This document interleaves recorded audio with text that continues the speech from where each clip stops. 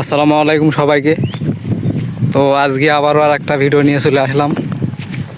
তো সামনে দেখতেছেন একটা কৃষক ভাই ওখানে কাজ করতেছে। তো দেখা যাক যাই একটু সাক্ষাৎকার তার নিব। তো আপনারা সাথে থাকুন, তো লাস্ট পর্যন্ত দেখবেন, আশা করি ভালো লাগবে। তো আমরা সেই কৃষকের কাছে চলে যাইতেছি। তো তার কাছ থেকে কিছু জানার জন্য আসলে যাইতেছি, দেখি তার কিছু মতামত নেই। আসসালামু আলাইকুম ভাই। ওয়ালাইকুম সালাম। ভাই আপনি কেমন আছেন? আলহামদুলিল্লাহ ভালো। তো আপনি কি করতেছেন ভাই এখানে? আমি এখানে মাটি সমান করতেছি। সবাই ধান লাগাচ্ছে, আমি একটা উদ্যোগ নিয়েছি, এখানে কচু লাগাবো। ও আচ্ছা আচ্ছা, এখানে কচু লাগানো হবে। তো এর আগে কি ছিল ভাই এখানে? এখানে আলু ছিল, ও আলু ছিল। আলু তোলা হয়ে গেছে, এখন কচু লাগাবো। তো আশেপাশে দেখেন যে এখানে ধান লাগানো হয়ে গেছে। তো এখানে আলু লাগানোর কারণে এখানে আসলে ধান লাগানো হয়নি। তো ভাই এখানে মনে হয় কচু লাগাবে না? হ্যাঁ, এখানে কচু লাগাবো। ধানও লাগানো যাবে এখন, অনেকে লাগাচ্ছে, ওই যে সরষার মাটি লাগাচ্ছে। আমি ধান লাগাবো না, দেখি কচু লাগায় কেমন হয় আসে। ঠিক আছে। তো কচুর বাগান করলে মনে হয় ভালোই হবে না? হ্যাঁ, এখানে কচু গোটা ভেঙে কচু থাকবে। ও আচ্ছা, কচু লাগালে আসলে এই এলাকার মধ্যে আসলে কচুর তেমন ইয়া নাই।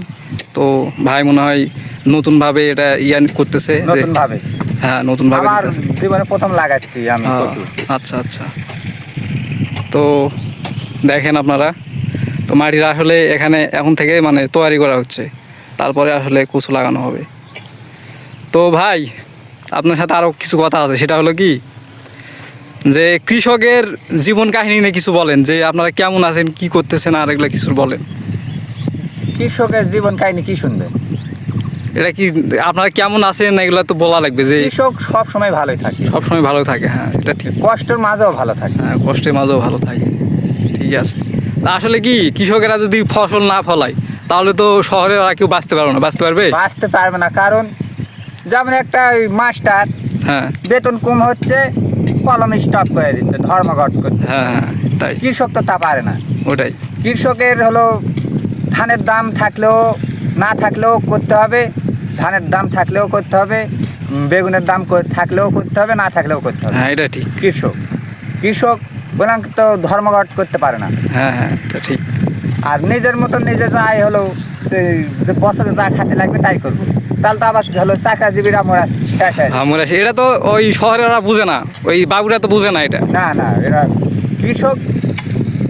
কৃষক একটা ব্যান্ড কেমন, যেমন চাকরাজীবীদের একটা স্বাধীনতা কি, ওকে টাইম মতন যেতে হবে, আবার টাইম মতন আসতে হবে। আর কৃষকের কোনো টাইম নেই, আচ্ছা আচ্ছা, এখনই ইচ্ছা হলে এখনই চলে যাও।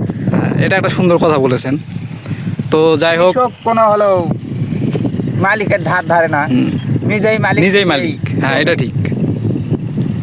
তো আপনার সাক্ষাৎকার নিয়ে আসলে ভালো লাগলো। তো আপনার কাজ আপনি করে যান, ইনশাল্লাহ একদিন কৃষকরাও সফল হবে ইনশাল্লাহ। ইনশাল্লাহ, দোয়া করে। তো আজকের ভিডিও এই পর্যন্তই। সবাই ভালো থাকবেন, সুস্থ থাকবেন, আর আমার সাথে থাকবেন। আল্লাহ হাফেজ।